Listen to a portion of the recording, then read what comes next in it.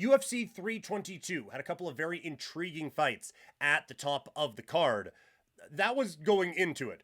As soon as the fight started, though, we kind of recognized what was happening. Let's break down an interesting, albeit at the end of the night predictable, UFC 322.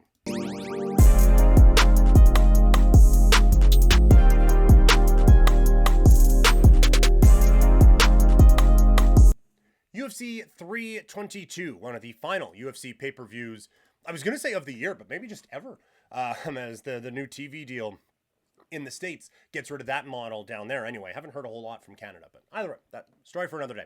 UFC 322, this was a card I was interested in. We did this in the Fight Night First Look, where you kind of had a similar storyline in both, where there is a champion from one weight class moving up into the next one, hoping for a next level of greatness. And we saw greatness on display. And it's kind of interesting because the two fights actually did kind of mirror each other, although it was the opposite end of that contender spectrum, right? Because in the one, Islam Makhachev moves up from 155 pounds and spends exactly 25 minutes whooping the ass of Jack Della Maddalena, and now a two-division champion, although, again, the 155-pound belt was dropped, but still, he is a champion now in a couple of weight classes. Meanwhile, in the other one, it was Zhang Weili moving up, daring to be great, and she got dominated for 25 minutes by Valentina Shevchenko. Literally the only time that Shevchenko wasn't winning the fight was when the round started, and they had to be separated based on the unified rules of mixed martial arts. So there wasn't a whole lot of drama in these fights, and you come out of it with just a great appreciation for the dominance of the two champions now, with Makhachev and with Valentina Shevchenko. There wasn't a whole lot there, either for Jack Della Maddalena or for Zhang Weili. Just complete control there for both champions, Makhachev and Shevchenko. Just for those watching live in the chat, Nick Turman 9101 saying, I want your opinion on a trade I just made in Dynasty. I will get that to you in a second. Absolutely. Whatever you want to talk about in the chat, I will do it. We just want to finish up talking about what we are talking about here first. And that is the absolute dominance of Makhachev and Shevchenko.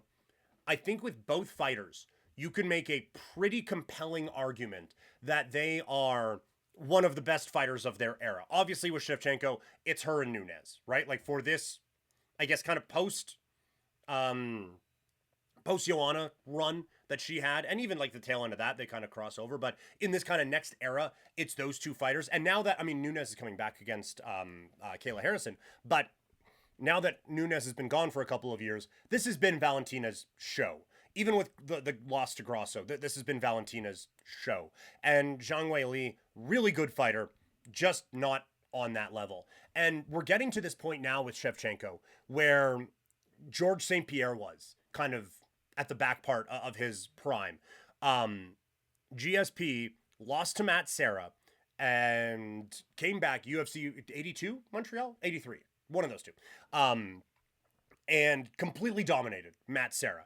And then a great win against BJ Penn. But as the wins started to pile up, GSP was very aware of his place in history and what the wins meant and what being champion meant to him and his legacy and just the sport in general. And he started to fight knowing that. And so you got a lot less risk taking. You also just understand, well, that sucked. Don't want to do that again. But I'm better than everyone at this thing. And so you wouldn't get George Rush St. Pierre. It was a lot of the jabs and takedowns and then excellent top control. And that was it. And now you're kind of seeing that with Shevchenko here, where she has the loss to Grasso.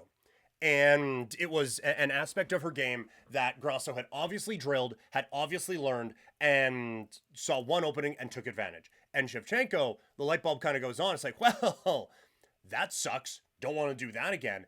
And so she has now recognized where she's better at than everyone else, and she's just going to go with that. So you don't get a lot of the drama. You don't get a lot of varied attacks from Shevchenko. She recognizes she can, for the most part, in this division, because of her strength and technique and everything, she can go in, get a takedown, hold him there, and that's the win.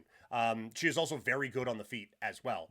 And I think she is at a point where she recognizes she is good enough that she can do a couple of things, and that's going to keep her safe, and that's going to keep her victorious. And for her, that is going to keep her champion, which is the name of the game, right? Like, we get frustrated with some of these men and women sometimes. For them, winning is what you need to do. Because in this sport, when you don't, it hurts a lot. So I don't necessarily blame them for it, but it doesn't necessarily lead to the most dynamic fights, because Shevchenko is just well aware she's better than everyone right now, and specifically in the things that she does in that cage. Makhachev, I think there's a little bit more resistance coming now that he's up at 170 pounds. But for Shevchenko, I don't know if there's a whole lot that is really lighting that fire at this time for the women's champion there. In terms of the people on the wrong side of these fights, this is a really tough spot now for Jack Della Maddalena. Not a lot of people picked him to win the belt. As soon as he won it, everyone was assuming that Makhachev was going to move up to 170 pounds because they felt like he was the easy target.